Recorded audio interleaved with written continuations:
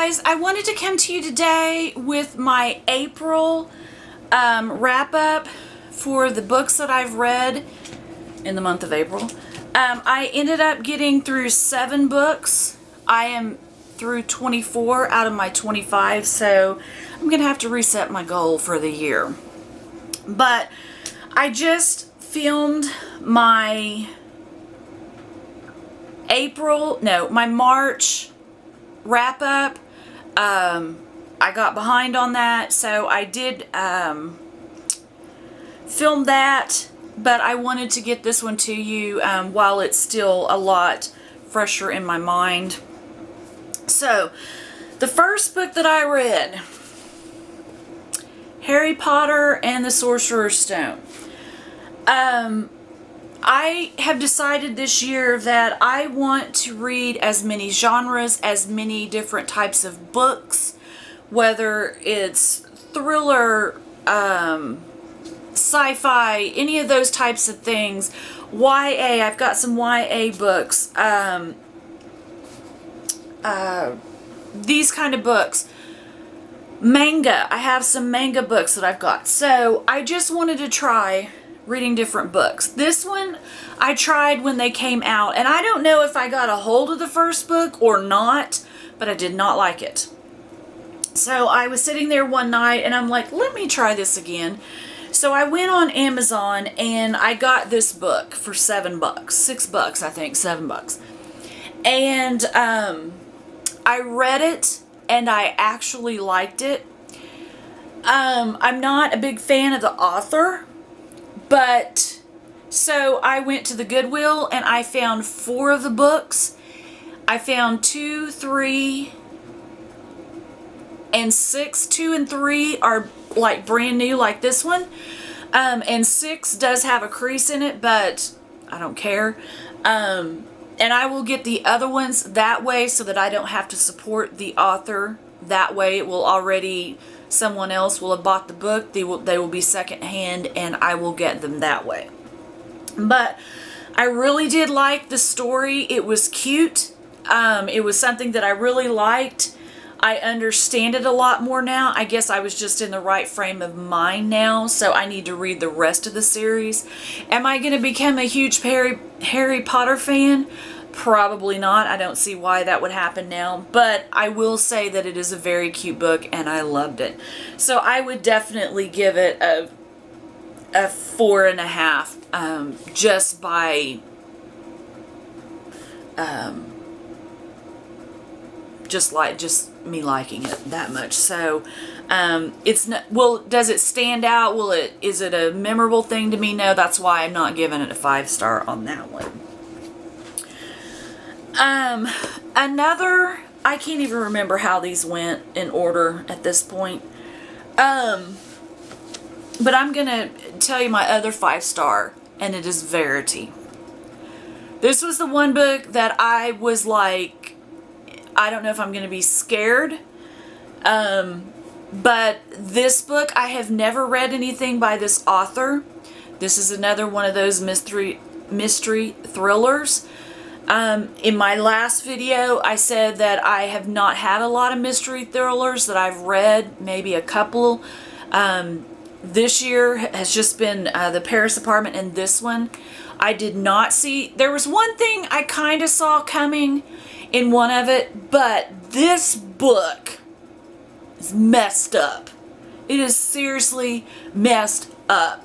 And I was telling 2 of my friends, I was like, this book is messed up, and they're like, and I told them a little bit about it, and they were like, oh, definitely, we gotta read this. So I have 2 friends that's gonna read it, and I told another friend, she reads more in the cleaner versions of books, more Christian, and I was like, do not pick this book up at all. Just walk on by. Just keep on going. But this book is about an author who is in an accident, and she cannot finish the last 3 books of her series. Her husband gets a ghostwriter to come in and go through her office and try to write the last 3 books. And let's just say it's messed up. It's jacked up. And so if you have read this, tell me if you are team manuscript or if you are team letter. I am team manuscript on this book. I thought it was a very good book. I know a lot of her books are romance, towards the romance side. So I really don't know if I want to read those books of hers now since I read this one. So, yeah, I gave this a 5-star. If you disagree with me, you agree with me, let me know in the comments because I definitely want to know what you think on this one. But I absolutely love that one. This one was it was one of the 50% off at Barnes & Noble, and it was recommended by one of the cashiers out of several of them. And it's The Library of the Living Dead, and it is set in Scotland. And when I started reading this book, I was getting a Trevor Noah vibe. As in the way it was, the guy was explaining his surroundings and everything. And so I was really, really confused because I knew it was set in Edinburgh, which is in Scotland. And the only reason I know that is because Prince Philip was Duke of Edinburgh. It's the only and somebody recently said it was in Scotland. That's the only reason I knew that much. But this vibe kept going towards Trevor Noah. Finally, for whatever reason, I look in the back of the book and the author, and I read it, and he is from Zimbabwe, and he spent most of his adult life in Scotland. So I got why a lot of what he was writing about his surroundings sounded a lot like what Trevor Noah's surroundings sounded like. Because I kept I kept thinking Trevor Noah when I was reading this at first. But it's a girl, and she is supposed to be able to talk to ghosts, help them move on to the next realm, or get messages back and forth. This book, I would give it a 3.5. It was very imaginative and everything, but I was so confused. The Library of the Dead, you would think that they spent a lot of time in the Library of the Dead. They didn't. I can understand how it kind of ties into it, but it was very confusing. This little girl, her grandmother used to be able to talk to ghosts and stuff, but her grandmother is... and that was another thing that was giving me Trevor Noah vibes, is that she lived with her grandmother, and she had a little sister. The grandmother couldn't get around. She never left. So this girl was basically on her own, just running around in this world. This world in here, which is really scary, scared the crap out of me. But yeah, it didn't tie up the way. Maybe this is the way they do tie up. But there is a second book to this theory. She's no longer a ghost talker. She's something else. She moves on to something else. I can't remember what it is, what it was. But oh, here's the second book right there. What's it say? Our Lady of Mysterious Ailments. That's the next book from this author. So if it comes out as a 50% off book, I may get it and read it. But at this point, I'm giving it a 3.5 vibe because I kind of get the same vibes. I'm not saying he's copying off of Trevor Noah, but I was getting two books that were kind of similar, and it just didn't tie in. And I kept sitting and thinking, I'm like, what has this got to do with anything? So that's why I gave this one such a 3.5 on that one.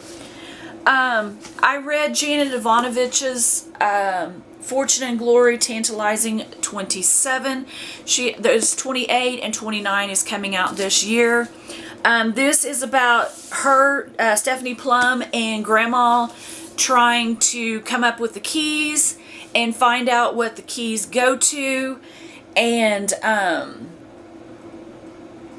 they're having a heck of a time. I love this book more than I did the one that I read last time, because this book had a ton of Ranger in it.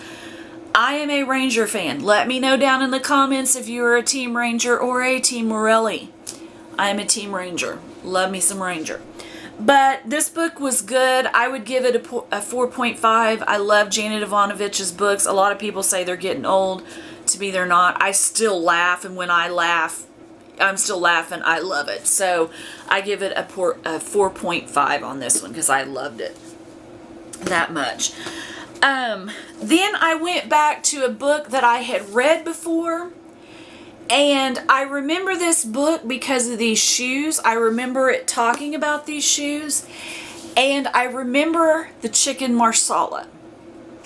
That is the only reason I know I've read this flippin' book, is because of this. And I didn't want to get rid of it. I got another copy of it. I was like, I want to read that book again. I thought it was so good. I don't know what story I've got messed up with it, but I read a whole new book. And the only reason I know that I've read this book before is because of the Chicken Marsala that was in it the entire way through. So there's 3 women in a bar, there's 3 men in a bar. One of the women, her boyfriend breaks up with her in a bar. He goes up, he is a client of one of the other 3 guys that's in the bar. He makes a bet that he can't get with this, can't sleep with this one girl, and she accidentally overhears it. She's going to her because her friends tell her to go try to get with this one guy. She is on her way over there, and she accidentally overhears the bet. And basically that's what it is. She is very not hateful, but really, really sassy to this guy. I mean, he tries to, use some of his best lines, and it does not work. And so, but the best part of it is when they go to dinner to his parents' house. That is the best part of this book. I loved it. It was the greatest thing ever. So, on this book, I would give it, probably, a 3.5 on this. Going back, this is from 2008. I probably read it in 2009. I love the shoes. I love the Chicken Marsala.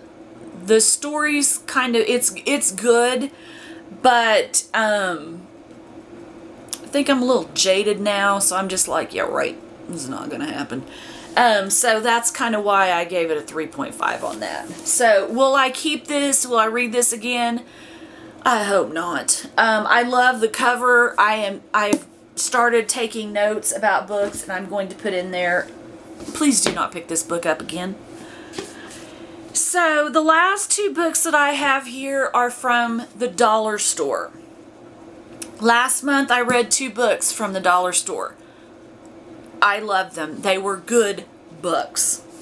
So I couldn't figure out what I want after the Bet Me book. I couldn't figure out what I wanted to read. So I was wandering around. I picked up, I think, 2 or 3 different books, started them, couldn't get into them. And I found this one that I had dug up, and it's called The Memory Trees. And this has been in my house for several years.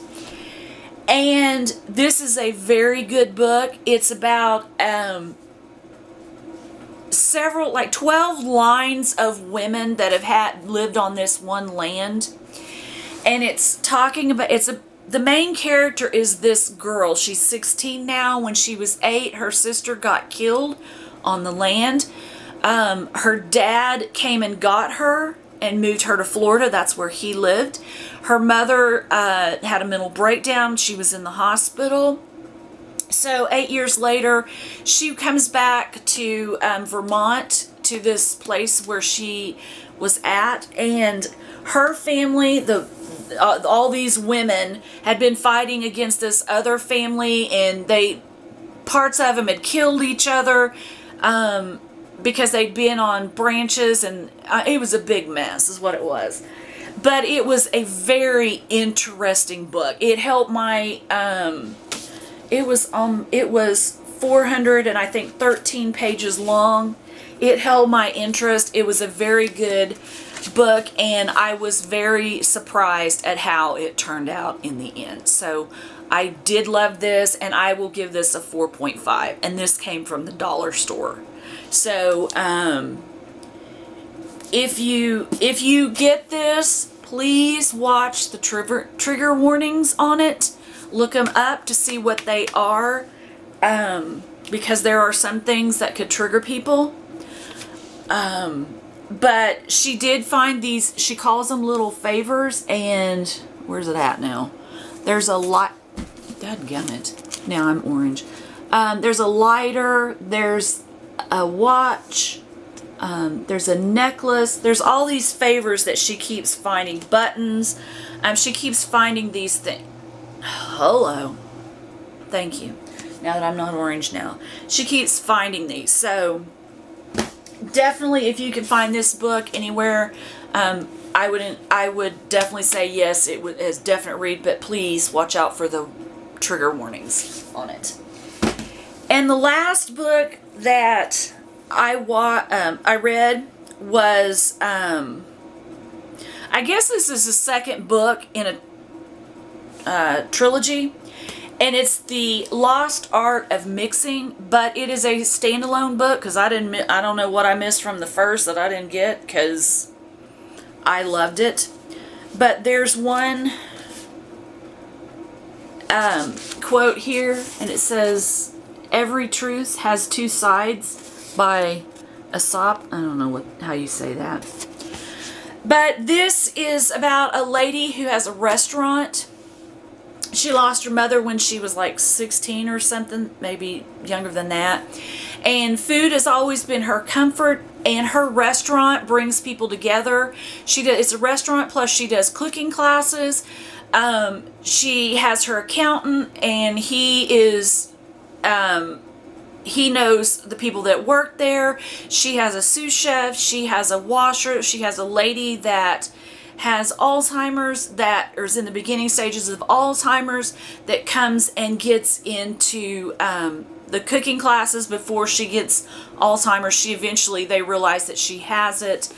The accountant has a wife that's in the book, parts of it. Is there any more? Finnegan is the washer. Dishwasher. He is 6'7", and he can disappear into the wallpaper because he doesn't like to stand out at 6'7", and I can understand that. But then there is also Tom, who is a widower, and he's come to the cooking classes, and they all march around, or they all go to give what's her name, Louise? No, not Louise. Isabel. A big party for birthday party. She's 73, so they give her that. And my favorite character in this book is Al, and he is freaking hilarious at some of the stuff he does. But this was a good book. I would give this a 4.5. Just a good book all around, and if you can find it, I would definitely say get it. I'd like to try to get the first and the last book in this. My timer's getting ready to go off. So if you like this video, please give it a thumbs up. If you have any books you think I should read, please let me know down in the comments. If you'd like to subscribe, please do. I would love to have you here, and I will see you guys in my next video. Have a good day. Bye.